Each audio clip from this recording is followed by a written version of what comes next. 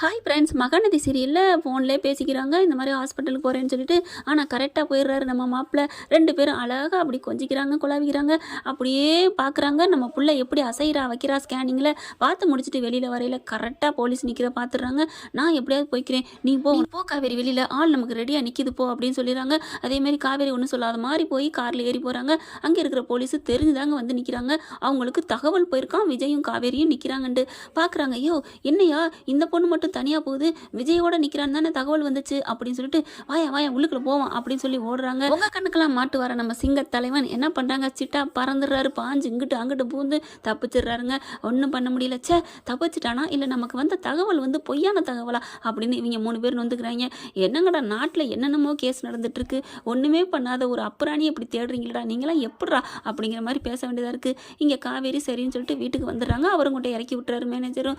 வீட்டுக்கு போகிறாங்க. போனால் அங்கே எல்லாரும் கங்கா குமரன் எல்லாருமே அப்படியே ஃபோட்டோவை பார்க்குறாங்க, ஸ்கேன் பண்ணதை பார்க்குறாங்க.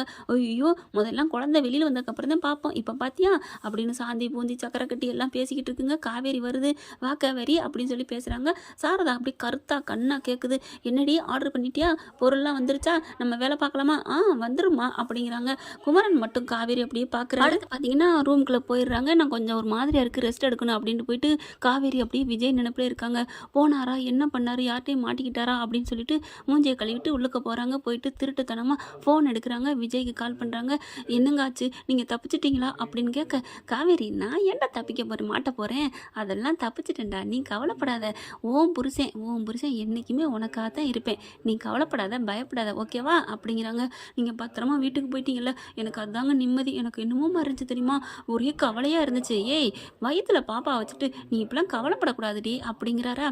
பாப்பா அதெல்லாம் ஒன்றும் நினைக்க மாட்டா, பாப்பாவுக்கு அவங்க அப்பா அம்மாவை பற்றி தெரியும், அவங்க சூழ்நிலை அப்படி இருக்குங்கிறதுனால புரிஞ்சுக்கிட்டு அவள் ஒன்றும் சொல்ல மாட்டா அப்படின்னு சொல்லிக்கிட்டு கீழே பார்த்தா படார்னு கதவை திறக்கிறாங்க. திறந்தோன்னு அப்படியே ஆடி போகுது காவேரி. பட்டுன்னு சரி ஃபோனை வைங்க அப்படின்ட்டு வச்சிடுறாங்க. இங்கே கங்காவும் குமரன் தாங்க உள்ளுக்க வராங்க, தாப்பால் போடுறாங்க. போட்டுட்டு, காவேரி என்ன பண்ண, யார்கிட்ட பேசிகிட்டு இருக்க, பாப்பா அவங்க அப்பா அம்மாவை காப்பாற்றுவான்னு சொன்னியே, யார், எந்த பாப்பா சொல்லுடி அப்படின்னு கேட்க, என்ன நீ வயிற்றுல கையை வச்சிட்டு இருக்க அப்படின்னு அவங்க கேட்குறாங்க. உடனே திருன்னு முழிக்கிறாங்க. ஒன்றும் இல்லை மாமா, ஒன்றும் இல்லைக்கா, நான் சும்மா தாக்கா சொன்னேன் அப்படின்னு சொல்லிட்டு இருக்காங்க. ஏய் சும்மா ஃபோனில் யார்கிட்ட பேசுனேன் சொல்லு, ஃபோனை கொடு பார்க்கணும். அக்கா அது ஒன்றும் இல்லைக்கா, இங்கே பாரு காவேரி, நான் உனக்காக நான் இங்கே இருக்கேன், எங்கள் வீட்லேயும் சண்டை போட்டுக்கிட்டு இருக்கேன், அப்படி இருக்கல இந்த அக்காவை நம்புறியா இல்லையா அப்படிங்கிறாங்க. குமரனும் பார்க்குறாரு, கங்காவுக்கு தெரிஞ்சால் பரவாயில்ல, கங்கா இப்போ வர உனக்காக ரொம்பவே வீட்டில் சண்டை போடுறா காவேரி, நீனும் விஜய் சேரணும்னு அவளும் ஆசைப்பட்றா, அதனால் நீ எதாக இருந்தாலும் சொல்லு காவேரி அப்படிங்கிறாங்களா. உடனே குடுறி ஃபோனை அப்படின்னு வாங்குறாங்க. ஃபோனையும் கொடுத்துட்றாங்க. அக்கா நானே சொல்லிடுறேன், நீ ஏன் ஃபோனை பார்க்குற அப்படிங்கிறாங்க. பார்க்குறாங்களா, அதில் வெறும் நம்பர் தான் இருக்குது. அக்கா நான் விஜய்கிட்ட தான் பேசினேன் அப்படிங்கிறாங்க. அவர்கிட்ட ஏண்டி நீ பாப்பா காப்பாத்துன்னு சொன்னேன் அப்படின்னு சொன்னோன்னே, அக்கா அது வந்துக்கா அப்படின்னு குனிகிறாங்க. என்னடி உண்மையை சொல்லு என்ன அப்படின்னு சொன்னோன்னே அப்படியே வயிற்றுல வந்து கங்காவோட கையெடுத்து வைக்கிறாங்க. அக்காங்கிறவ அம்மாவுக்கு சமம்னு சொல்லுவாங்க. கங்கா அப்படியே ரொம்ப சந்தோஷப்படுறாங்க. என்னடி சொல்கிற அப்படிங்கிறாங்க. ஆமாக்கா, நீ உன்னை நான் அம்மாவை தான் நினைக்கிறேன் அப்படின்னு சொல்லிட்டு, ஆமாம் அம்மாவை நினச்சா இப்போ எல்லாத்தையும் மறைச்ச மாதிரி எல்லாத்தையும் தானே மறைச்சிட்டு இருக்க நீ அப்படியே ஒரு மாதிரி ஆகுறாங்க. ஒரு காவேரியும் ஒரு ஃபீல் ஆகுறாங்க. கங்காவும் என்னடி என்ன சொல்லு அப்படின்னு கேட்கல, ஆமாக்கா நானும் கன்சீவாக இருக்கேன்க்கா அப்படின்னு சொல்கிறாங்க. கங்காவுக்கு என்ன சொல்கிறதுனே தெரியல. என்னடி சொல்கிற, என்ன சொல்கிற அப்படிங்கிறாங்க. தான் கர்ப்பமாக இருக்கல எப்படி சந்தோஷப்பட்டாங்களோ அதே அளவுக்கு படுறாங்க. காவேரியால் அதை உணர முடியுது. காவேரி பார்க்குறாங்க. அக்கா என்னக்கா நான் கர்ப்பமாக இருக்கிறதுக்கு நீ இவ்வளோ சந்தோஷப்படுற அப்படின்னு கேட்க, இது எவ்வளோ பெரிய விஷயம், என்னடி இப்படி மறைச்சிட்டு இருக்க, நான் அம்மாட்ட போய் சொல்லணும் அக்கா அப்படின்னு கையை பிடிக்கிறாங்க.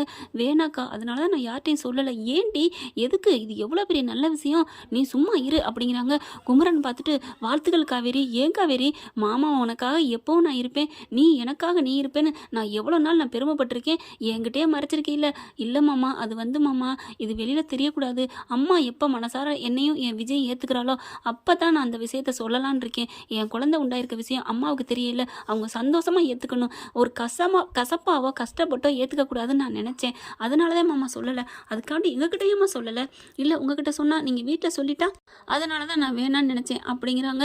இல்லடி இந்த விஷயத்தை இதெல்லாம் மறைக்கக்கூடாது, வா நான் அம்மா கிட்ட சொல்லியே தீர்வேன் அப்படின்னு சொல்லிட்டு வெளியில் கூப்பிட்றாங்க. அக்கா வேணாக்கா, வேணான்னு சொல்லிட்டு தடுக்கிறாங்க. இருந்தாலும் நான் சொல்லியே தீர்வேன் அப்படின்னு சொல்லிட்டு வெளியில் ஓடி வராங்க. அம்மா அம்மான்னு கூப்பிட்டுக்கிட்டு வேகமாக வர்றாங்க. குமரன் எவ்வளோ கங்காவை தடுக்கிறாங்க. இங்கே பாரு, இந்த விஷயத்த சொல்லாத, விடு, இன்னும் கொஞ்ச நாள் பொறுமையாக இரு அப்படிங்கிறாங்க. ஆனால் முடியவே முடியாதுன்னு சொல்லிட்டு வேகமாக முன்னாடி போகிறாங்க. போயிட்டு சாரதாவை கூப்பிடுறாங்க. கூப்பிட்டு என்னடி ஏன்டி இப்படி ஓடி வர்ற அப்படின்னு கேட்க, காவேரி நம்மக்கிட்டலாம் ஒரு விஷயத்த மறைச்சிட்டாமா அப்படிங்கிறாங்க. என்னடி என்ன விஷயத்த மறைச்சா அப்படிங்கிற காவேரி வேணான்னு சொல்கிறாங்க. உடனே பார்க்குறாங்க. நான் கண்டிப்பாக சொல்லுவேன் அப்படிங்கிறாங்க. என்னடி சொல்லுடி அப்படிங்கிற. இல்லை, நமக்கு அப்பளம் கடைக்கு இன்னொரு இடம் பார்த்துட்டாலாம், பெருசாக ஸ்டால் பண்ண போகிறாலாம், பெரிய கடையாக வேறு லெவலுக்கு பண்ண போகிறாலாம், அது முடியுமா அப்படின்னு கேட்க, ஏண்டி இவ்வளவு பண்ணுறதுக்கு எங்கடி போகிறது பணத்துக்கு, ஏன் காவேரி இதை ஏன் என்கிட்ட சொல்லலை அப்படின்னு சாரதா கேட்க, அப்பாடா அக்கா நல்ல வேலை மாட்டி விடலை அப்படின்னு நினைக்கிறாங்க. குமரனும் பெருமூச்சு விடுறாரு. என்னடி எதுவுமே பேசாமல் அப்பாடாங்கிற அப்படிங்கிறாங்க. சரிம்மா, உனக்கு பிடிக்கலன்னா நான் அதை விட்டுறேன் போதுமா அப்படின்னு சொல்லிட்டு போயிடுறாங்க. என்னடா அது அப்படியே அந்தர் பெல்ட்டி அடிச்சிருச்சு அப்படிங்கிற மாதிரி கங்கா பார்க்குறாங்க. உன் விருப்பம் தாண்டி, இனிமேல் ஏன் விருப்பம், நான் அதெல்லாம் சொல்ல மாட்டேன்டி அப்படின்னு மறுபடியும் ரூம்குள்ளே போயிட்டு உட்காந்துட்டு அப்படியே வயிற்ற தடவி பார்க்குறாங்க. கண்டிப்பாக நம்ம அப்பா தாண்டி உன் வயிற்றில் பிறக்கும்.